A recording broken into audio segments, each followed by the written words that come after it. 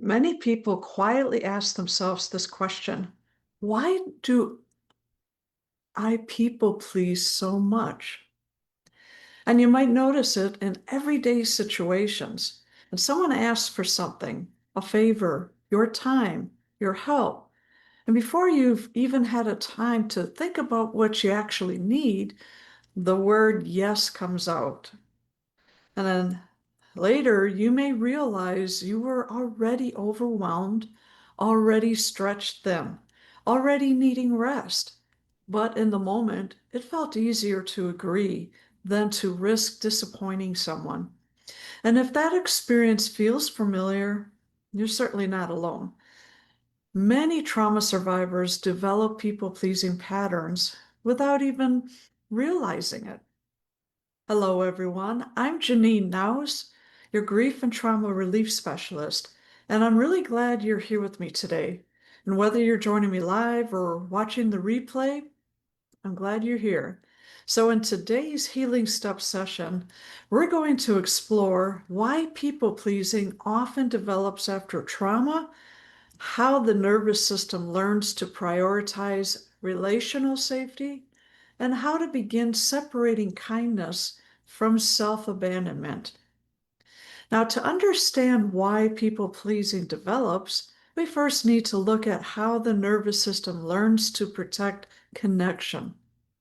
When we ask the question, why do trauma survivors people please? It's important to understand that this pattern usually didn't begin as a personality trait. It often began as a strategy for maintaining safety in relationships. And then in environments where emotional reactions were unpredictable, children often learn to pay close attention to the emotional atmosphere around them. And they notice tone of voice, facial expressions, tension in the room. And over time, they begin adjusting their own behavior to keep things calm. Maybe they become extra agreeable. Maybe they try to avoid upsetting anyone. Maybe they focus on making others comfortable before considering their own needs. These responses are not weakness. They are intelligent adaptations the nervous system develops to maintain stability. And when pleasing others reduces tension or prevents conflict, the nervous system learns something important. Keeping others happy helps relationships stay safe. But over time, that strategy can follow someone into adult relationships where that level of self-sacrifice is no longer necessary. And that leads into the next layer of this pattern. Why saying yes can begin to feel automatic. See, once the nervous system learns that pleasing others helps maintain emotional stability, something subtle begins to develop. Connection may start to feel conditional, not necessarily because someone explicitly says it, but because the nervous system has learned to associate approval with safety. So instead of asking, what do I need in this moment? The mind may begin asking, what will keep the other person happy? What response will avoid tension? What will make this interaction go smoothly?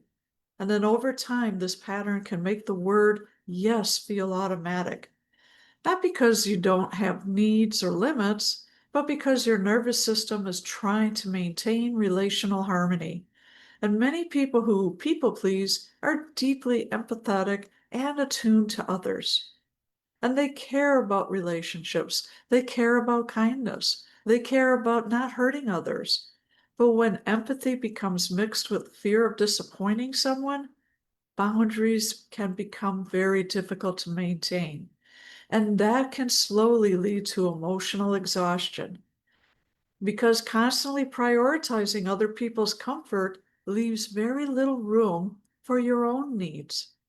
Which brings us to the final piece of this conversation: how to begin separating kindness from self-sacrifice. Now, once we understand where people pleasing comes from, the goal is not to become less kind, kindness and empathy are meaningful qualities. The shift is learning how to express those qualities without abandoning your own needs. And that often begins with something very small: awareness. And when someone asks something of you, notice what happens inside your body. Do you feel pressure to respond quickly? Do you feel the urge to say yes immediately? That urgency is often the nervous system trying to maintain relational harmony. But when you allow yourself even a brief pause before answering, you create space for choice. And you might say, let me think about that. Or I'll check my schedule and get back to you. And that pause allows your nervous system to move out of automatic response and into a more thoughtful decision. And over time, as your body experiences moments where boundaries exist without damaging relationships, something begins to change. You realize that kindness does not require constant self sacrifice. You can care deeply about others while also protecting your own time, energy, and emotional capacity. And that brings us to how we gently close today's conversation. So if you've ever wondered, why do I people please so much? I want you to hear something clearly. This pattern often developed as a way your nervous system learned to maintain stability and connection in relationships. At some point in your life, keeping others comfortable may have helped things feel calmer or safer, and your system remembers that. But constantly prioritizing other people's comfort can become exhausting over time. Your needs matter too. Healthy relationships can include both kindness and boundaries. I want to thank you so much for joining me in today's Healing Step session and for taking a few minutes to explore something many people carry quietly. And if this conversation brought recognition for you, even in a small way, that awareness matters. And if you've ever liked a calm, private space to explore where people pleasing shows up in your life, I offer healing clarity sessions. And these are gentle one on one conversations. And there's no fixing involved in that. So, just a steady place to explore patterns and begin rebuilding clarity and self trust. There's no urgency and no pressure, just support when you feel ready. And remember, kindness does not require abandoning yourself. Again, thank you for being here today. I look forward to seeing you again soon. Bye bye.